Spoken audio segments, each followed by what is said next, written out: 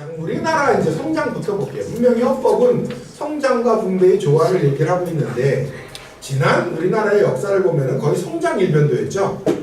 아마 세계에서 성장과 분배의 조화를 가장 안 한 나라에 속해요. 그 10배 빠르게 성장했다 그랬잖아요. 다른 나라가 몇백 년 걸친 거를 몇십 년 만에 이뤘으니까 10배나 빠르게 압축적 경제 성장을 했다는 얘기잖아요. 그럼 10배나 빠르게 압축적 경제 성장을 하려면 10배나 빠르게 더 뭘 무시해야 돼요? 분배를 무시해야 되는 거예요. 그거 없이 불가능한 거죠. 10배나 더 빠르게 경제 성장하는 이면에는 다른 나라보다 10배는 더 분배를 무시한 현실이 사실은 숨어 있는 거죠. 자, 그런데 이제 우리나라의 성장 위주의 정책, 그 헌법과는 좀 다른 겁니다. 그러면 조화를 안 했으니까 성장 위주 정책 그러면은 이제 딱 떠오르는 인물들이 있어요, 그죠? 그 중에 한 분이 이제 박정희 전 대통령이죠. 그리고 박정희 전 대통령의 경제 정책을 한마디로 얘기하자면 그건 뭐 경제 정책이라고 딱 경제로만 순수하게 말할 수는 없어요. 정치와 경제가 붙어 있었기 때문에 그걸 한마디로 표현하는 게 개발 독재예요, 그죠?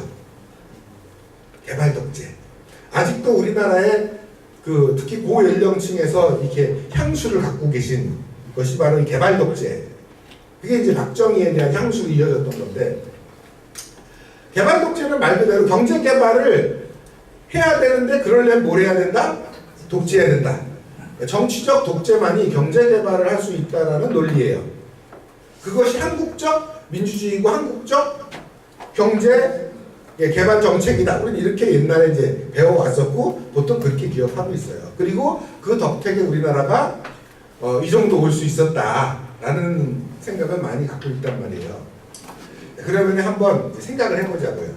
그 논리의 출발은 우리나라 같은 조건에서는 개발 독재가 불가피했다예요. 그죠? 그럼 거기서 말하는 우리나라와 같은 조건은 뭘까요? 네, 자원이 부족하고 자본도 부족하고 그 다음에 그 식민지 상태였었고 막 해방 직후에 아무것도 별로 없는 나라, 가난한 나라, 그죠? 그런 조건에서는 개발 독재가 불가피했다 이거잖아요. 근데 가만히 생각해 보세요. 방금 얘기한 그런 조건에 들어가는 나라가 얼마나 됐을까요? 1940년, 45년 이후 전 세계 모든 나라예요. 7, 8개 나라 뺀. 그쵸? 식민지 지배를 했던 그 식민지 지배국 이외에 200개 정도 되는 나라가 다 비슷한 사정이었어요.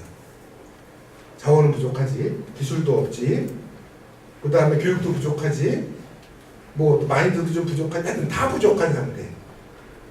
부족한 상태였다고 보면은 비슷해요.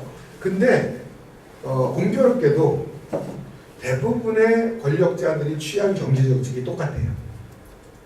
그러니까 박정희 대통령의 트레이드 마크는 아니었던 거예요.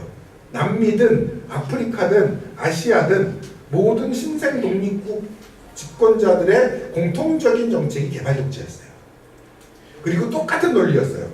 이 상황에서는 이렇게 이제 막 해방되고 식민지에서 해방돼서 아무것도 없는 그지 같은 상황에서는 오직 개발 독재만이 이 나라를 부강하게 만들 수 있는 유일한 방책이다 라는 똑같은 논리를 내세웠어요. 자, 그러면요, 상식적으로 그런 조건에서 개발 독재만이 경제 발전을 이룰 수 있다면은 성공 모델이 그 200개 나라 중에 아무리 없어도 저 반도 말하지 않아요. 한 20, 30개 있어야 되는 거 아니에요? 상식적으로 상식을 갖고 얘기해보자고요. 200개 나라 중에 그런 조건에서 개발 독재만이 경제 성장을 이룰 수 있다는 논리가 현실적 설득력을 얻게 되면은 200개 나라 중 한 20개 정도 나라라도 10분의 1이라도 성공 모델이 있어야 돼요. 그래야 우리는 그 논리를 인정할 수 있어요. 맞죠? 근데 성공한 나라 몇 나라예요? 우리와 대만. 그건 없어요. 그 거의 80, 90년대까지요. 남미 다 죽었죠. 멕시코, 브라질, 아르헨티나, 뭐 니카라가 다 할 것 없이 계속 경제 위기 겪었어요. 다 공통적으로 개발 독재했는데 아프리카는 개발 독재의 결과가 다 내전이었어요. 그쵸? 아시아, 필리핀, 인도네시아, 말레이시아 다 개발독지였어요. 다 작살났었어요. 그쵸? 딱 두 나라만 성공했어요. 우리나라랑 대만. 희한하게. 자, 그러면 말레이시아, 인도네시아, 그 다음에 인도. 그러니까 1980년대 중반 이후에 그래도 경제적으로 성공하는 나라들이 있죠. 그쵸? 이게 말레이시아, 인도네시아, 인도, 또 중국, 또요. 중남미에서는 멕시코? 멕시코가 제일 대표적이에요. 브라질도 좀 이제 발전하고 있고요. 대충 그렇죠. 그럼 이 나라들의 공통점은 뭘까요? 다 경제가 확산났다가 1980년대 중후반부터 경제 개발을 시작해요. 그때부터 성과가 나기 시작하는데 그때쯤 이 나라들에 어떤 일이 벌어졌어요? 공통적으로 민주화가 이루어졌어요. 그러니까 우리가 배웠던 역사적 사실과 세계의 역사적 사실은 너무나 달라요. 우리랑 대만을 제외하고 전 세계적으로 1980년대 중반 이래 겨우 경제개발이 두드러진 성과를 보이기 시작했거든요. 그때 공통적인 게 민주화된 이후에 경제발전이 나타나기 시작했다는 거예요. 그럼 우리와 대만이 유독 성공했던 이유는 뭘까요? 한국과 대만의 공통점을 찾아보시면 좀 쉽게 답을 얻을 수 있어요. 식민지에서 독립한 나라 중에 자본주의, 사회주의로 분리되어 있는 나라 같은 경우는 그 70년대, 80년대가 전 세계적으로 가장 그 냉전 체제가 극에 달했을 때잖아요. 그래서 소련을 중심으로 한 사회주의 진영과 미국을 중심으로 한 사회주의 진영 사이의 갈등과 경쟁이 가장 극한에 이르렀을 때가 7, 80년대인데 그러면 한국과 대만은 그 체제 경쟁의 최전선이에요. 최전선. 맞잖아요. 거기서 자본주의 체제가 우월하다는 점을 입증해야만 하는 막중한 임무를 띠고 있는 나라예요. 전 세계가 대만과 중국, 한국과 북한을 보고 있는 거예요. 체제 경쟁의 진짜 최전선인 거잖아요. 여기서 경제적으로 성공하면 입증이 되는 거예요. 어느 체제가 우월한가가. 그렇겠죠. 그래서 쇼윈도우 스테이트라고 불린 거예요. 진열자 국가. 70년대, 80년대가 전방위적으로 외화벌이로 돈 벌었을 때예요. 그러니까 뭐 탄광, 광부, 간호사, 그 다음에 토목공사, 건설에서의 인부들 이게 우리나라 돈을 벌어다 준 거죠. 기업이 그걸로 돈 번 거고요. 그렇죠? 사실은 70년대 중반부터 80년대 초중반까지가 우리나라 경제성장 부의 증가가 가장 가파르게 일어났을 때인데 그때 돈을 번 거는 사실은 돈을 벌어준 거는 국민들이에요. 그 다른 나라 사람들은 가서 하기 싫은 일들을 도맡아서 하면서 가족하고 헤어져서 피땀을 흘리는 것으로 사실 돈을 번 거죠. 그렇죠? 근데 그때 묘하게 딱 맞아떨어진 게 있어요. 70년대 중반이 또 어떤 시기냐면요. 전 세계적으로 미국, 독일, 프랑스, 일본 같은 이른바 선진 자본주의 국가들이요. 산업 구조조정을 할 때예요. 어떤 산업 구조조정을 할 때냐. 중화학공업이 이들 나라에서 사양산업화되던 때예요. 그러니까 이미 더 이상 자기네 나라에서는 이윤을 내기 어려운 산업으로 사양산업으로 전락하던 때예요. 그럼 이거를 그냥 안 하는 게 아니라 뭔가 그 낡은 시설이라도 팔아먹어야 되잖아요. 그죠? 그렇잖아요. 그거를 딱 팔아먹어야 된다. 그전에는 주지도 않았을 때죠. 자기네 중화학공업 기술이라든가 기계를 안 주죠. 주면은 경쟁하게 되잖아요. 그죠? 근데 그게 이제 사양산업화돼서 딱 넘길 때쯤 우리가 중동에서 돈을 엄청 번 거예요. 예, 그 기계들을 살 수 있는 돈이 마련이 된 거예요. 기업들이. 우리나라 중화학공업 해야 된다는 걸요. 50년대부터 주장한 거예요. 이승만 때부터. 한국이 살 길은 중화학공업이다. 그러니까 거의 박정희 대통령의 고유한 구호가 아니었던 거예요. 실제 이승만 시기의 대통령 선거 때 보면 중화학공업 강조가 계속 나와요. 근데 왜 그때는 중화학공업이 추진이 안 된 거예요? 돈이 없고 서양 선진국들이 그걸 내줄 리가 없는 거예요. 그때는. 그때는 자기네들에게 이윤을 제공해주는 산업인데 그걸 왜 내줘요? 기술 이전도 안 하죠. 시설 이전도 안 하고 안 할 때예요. 그리고 설사 이전한다고 해도 돈도 없을 때예요. 그러니 할 수가 없었던 건데 이 두 가지가 맞아 떨어졌어요. 70년대 중반에. 중동 특수로 진짜 생각지도 못했던 돈을 국민들이 벌어다 줬어요. 거기다가 얘네들이 내놓기 시작했어요. 우리나라 포항제철이나 이 기기가 전부 다 일본 그 중고 부품들 사와서 만든 거잖아요. 아시잖아요? 그분이 포항제철 박태준 한국말보다 일본말을 더 잘한다 그러잖아요. 예. 네. 일본말을 워낙 잘하는 사람이잖아요. 일본 통이고 그쪽 그 중고 기계들 다 가져와서 이제 만든 거잖아요. 우리나라 중화공업 시설들이 그때 이제 그게 맞아 떨어져 가지고 중화공업에 성장을 하게 되죠. 그래서 사실은 그 개발 독재 때문에 박정희 대통령 개발 독재 때문에 경제 성장에 성공했다라는 논리가 과연 맞는 거냐? 우리는 흔히 이렇게 얘기해요. 한쪽에서 그래도 이제 박 대통령의 공과 사를 공과 과를 얘기할 때 한쪽에서는 독재했다라고 비판하는 그래도 경제 발전시키지 않았냐? 서로 딴 얘기하는 거예요. 한쪽에서는 경제 발전 얘기하는데 한쪽에서는 독재했다. 그럼 저쪽에서 아니 경제 발전하기 위해서 필요한 독재였으니까 좋은 거다 이렇게 얘기하고요. 평행선만 달려요. 그렇죠? 사실은 경제는 경제대로 얘기해야 되고 정치는 정치대로 얘기해야 되는데 상대방이 정치 얘기하는데 이쪽에서 경제 얘기하고 있는 거예요. 그러니 논쟁이 안 되는 거예요. 그렇지 않나요? 사실은 경제는 경제대로 그럼 논쟁했어야 돼요. 한국의 경제 발전 과정이 정말 그 박정희 대통령 경제 정책 때문에 발전한 거냐? 그 자체로서 평가할 거는 문제인데 사실은 아까부터 몇 가지 제가 이제 몇 가지로 접근한 거예요. 그 진열장 국가라는 이제 분단이라는 조건에서 한국과 대만이 전 세계 200개 나라 중에서 우리나라와 대만만이 가졌던 그 독특하고 매우 유리한 위치, 거의 특권을 누릴 수 있었던 그 위치. 그 다음에 중동 특수라는 아주 우연한 그 상황. 또 그 상황 속에서 사실은 돈을 벌어다 준 거는 우리 국민들이었다는 점. 그 다음에 그 시기가 또 마침 선진국들이 그 산업구조 조정을 하던 때와 맞물려 있었다는 점. 뭐 이런 것들이 참 여러 요인으로 있었기 때문에 사실은 그 시점쯤에 웬만큼 합리적인 판단을 가진 사람이 정치 지도자였으면은 할 수 있는 그 정도로 봐야 되는 것이 아니냐. 뭐 이런 의견도 있는 거죠. 근데 문제는 이거예요. 아까 이제 우리가 논리하고자 했던 거는 성장과 분배잖아요. 근데 우리는 성장 일변도로만 분배를 하지 않았어요. 진짜 안 했죠.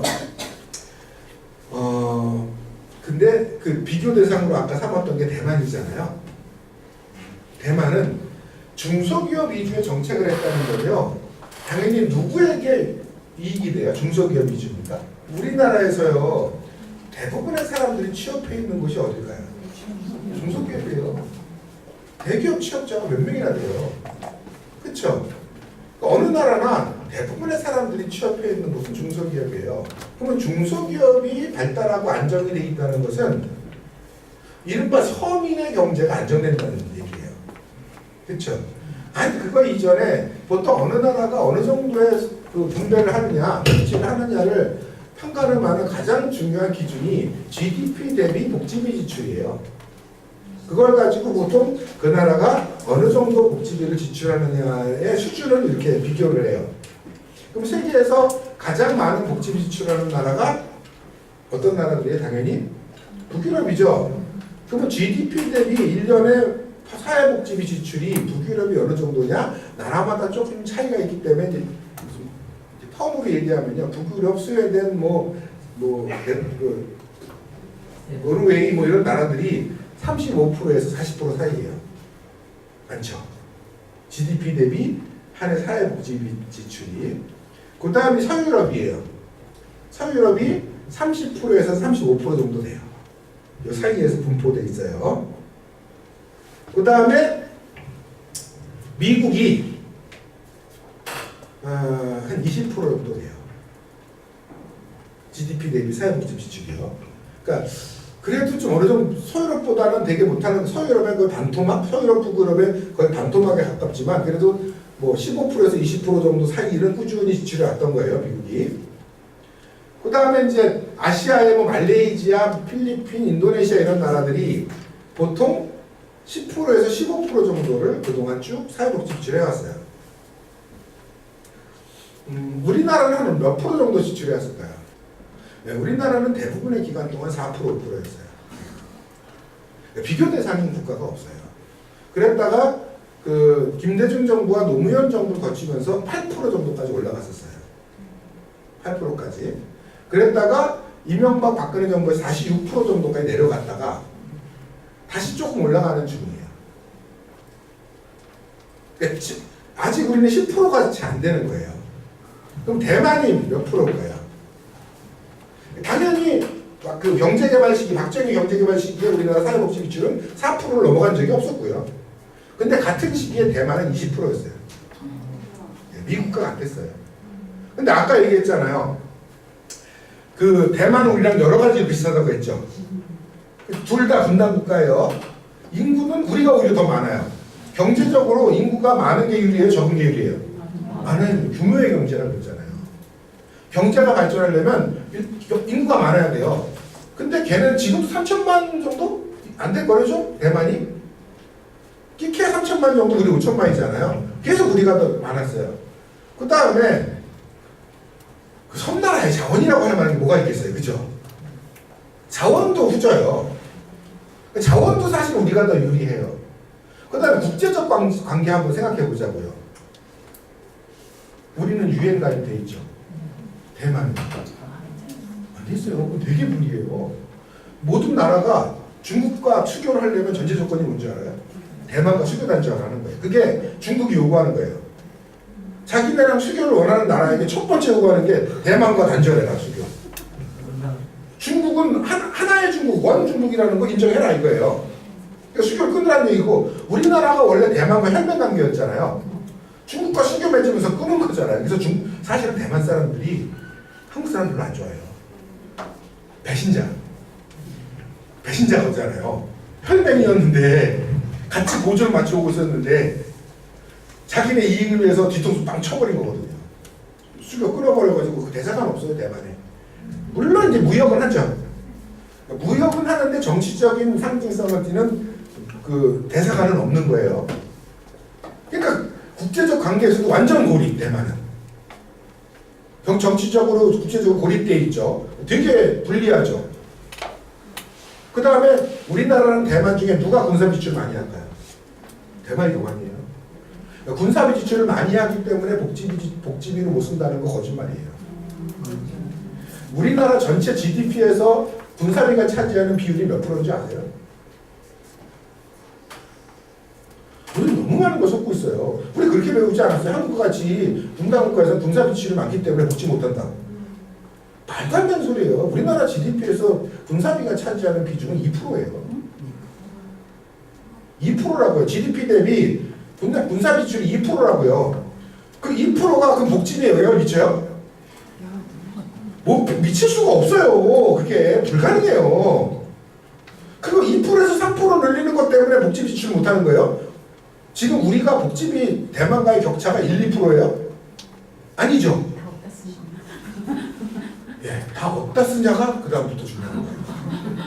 그러면 대만이 우리보다 훨씬 열악한 조건에서 출발은 같은데 20% 가까이 15% 20%의 복지비를 지출해왔던, 그러면서도 경제개발 계속 해왔던 거잖아요. 그래서 지금 국민소득이 우리랑 비슷해요. 1인당 국민소득이. 그러니까 거의 비슷한 수준에 와 있는데, 그럼 우리는 그 돈 어디서 썼냐고요, 어디다. 거기서는 복지에 쓸 돈은 어디다 쓴 거예요, 우리나라. 그게 바로 공적 자금이 기업에 쓴 거죠. 공적 자금 얘기 이따가 할게요.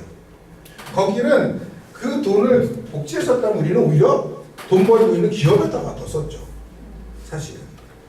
그런 점에서 분배라는 점에서 헌법이 규정하고 있는 성장과 분배의 조화에서 분배는 상식적인 견지에서 세계 다른 나라와 비교하면 되는 거잖아요.